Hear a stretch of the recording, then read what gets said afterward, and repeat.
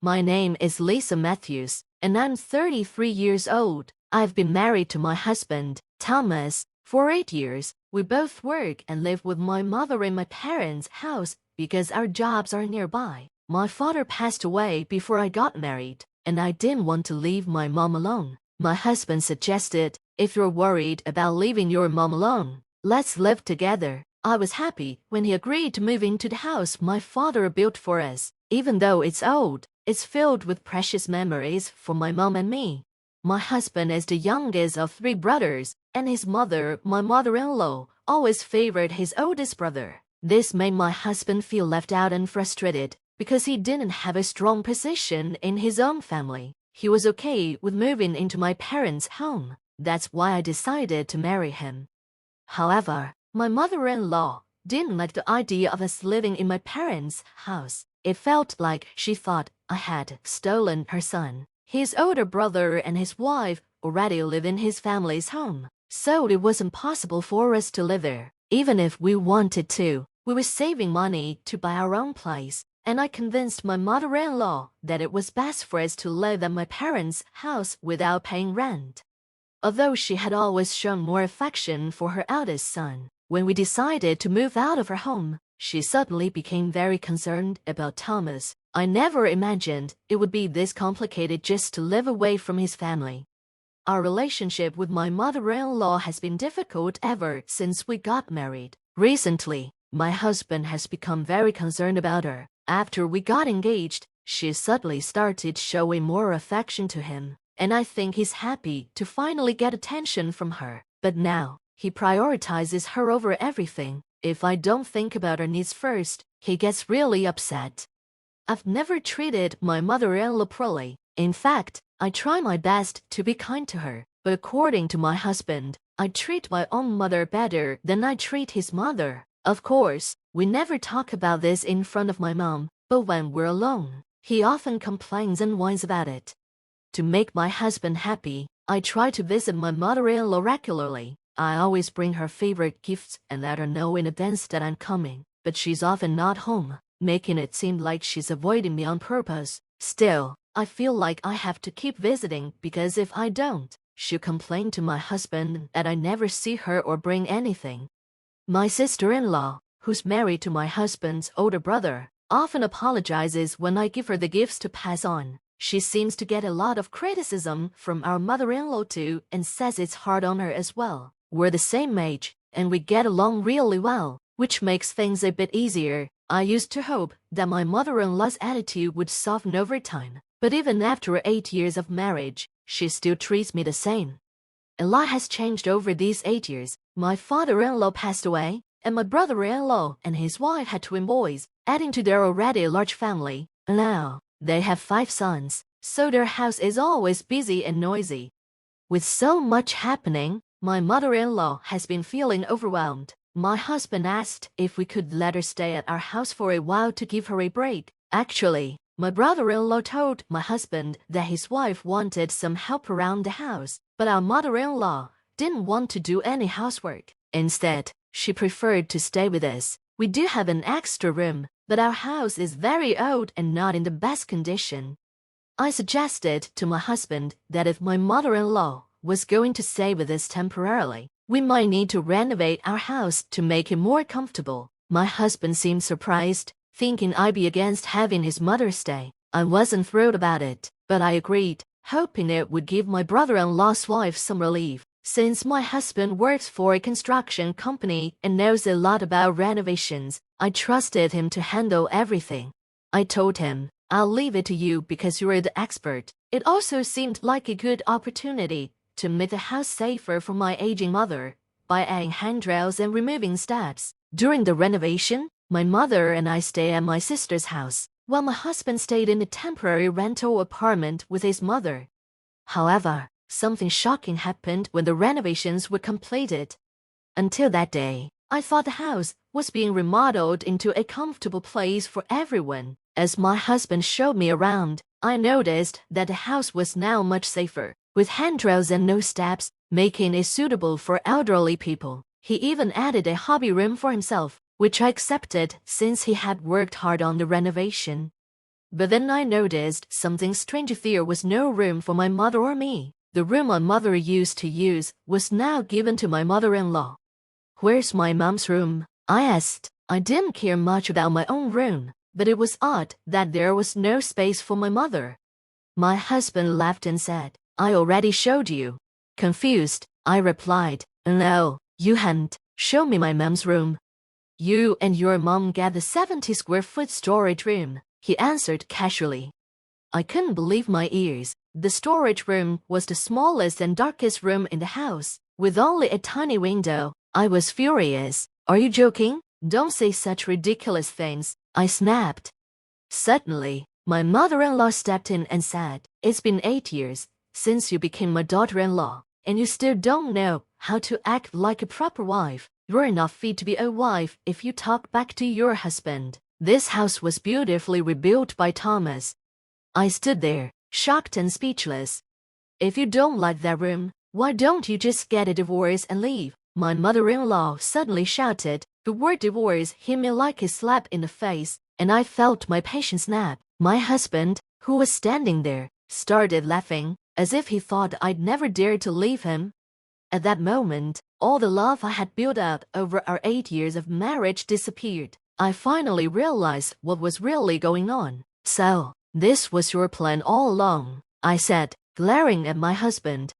"If you don't like the tiny storage room, why don't you put your mother in a nursing home?" He replied casually. "It's tough having 2 moms under the same roof anyway." I was stunned. My brother-in-law's wife had mentioned before that ever since the renovation was planned, my husband and his mother were always whispering and plotting together. I thought it was odd then, but now it all makes sense. My husband, who used to be distant, was suddenly acting like a little kid around his mother, taking care of her and prioritizing her above everyone else. And my mother-in-law, she was thrilled about the new house and couldn't wait to live in peace with her son.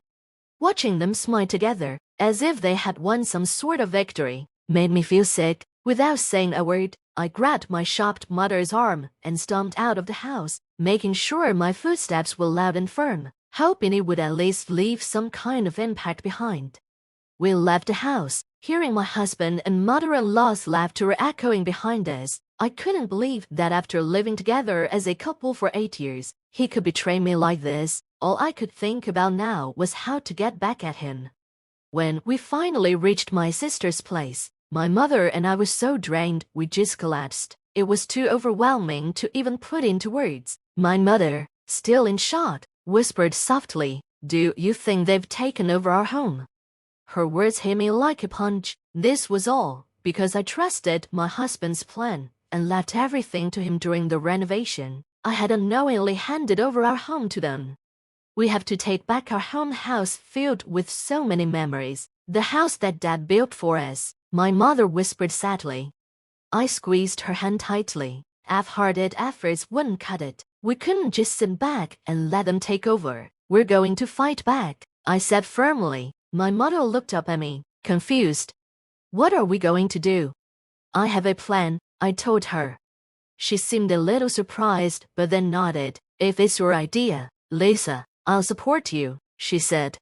With that, our plan to take back the house from my husband and mother-in-law began. A few days later, I saw a moving truck parked near our home. From a distance, I could see my mother-in-law ordering my husband around as he carried in her belongings. It was obvious she planned to stay for good, not just for a short while. My husband didn't seem to mind and looked happy to help. That made my anger flare up even more.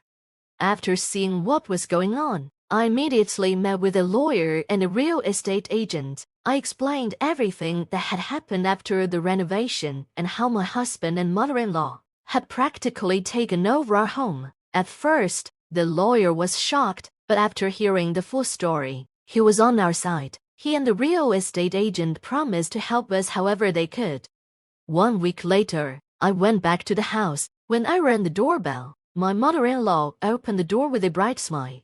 "Oh, it's you," she said, her smile fading as soon as she saw me.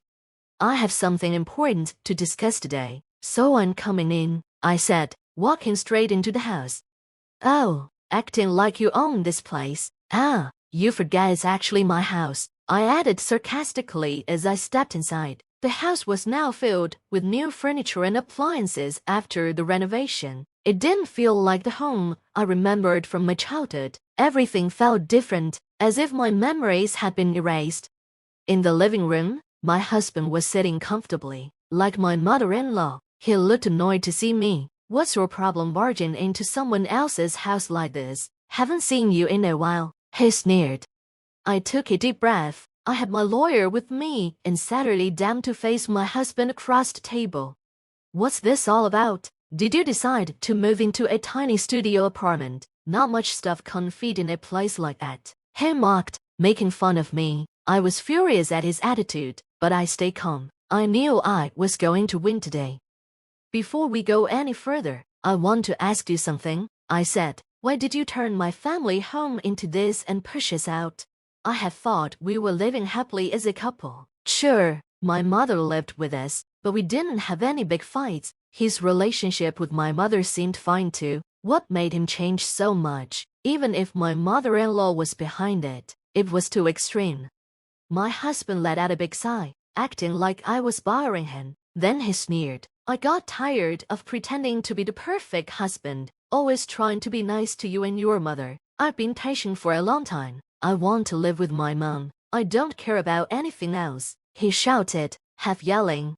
I was stunned. I realized he was just a mama's boy. As he continued to complain, I felt like I'd been completely tricked. He went on about how he was embarrassed to be living in a house that belonged to his wife and frustrated that he couldn't live with his mother. He endured it all by himself and then decided to take over my family home without telling me. I started to wonder if he was a bit unhinged. "If you were that unhappy, you should have just told me," I snapped. "How could I say something like that? I'm a man. You should have understood," he shouted back, making his argument sound even more ridiculous. I looked at my teary-eyed mother-in-law. It was clear she had spoiled her eldest son, giving him way too much attention, but she didn't seem to see anything wrong with that. Instead, she seemed to pity her son, who was now acting like a little kid throwing a tantrum. Watching this drama unfold, I couldn't help but sigh. My husband noticed and got even angrier. "What's with that attitude? You should be grateful I even left a tiny studio room for you. I could have taken away your space too," he shouted, his face red.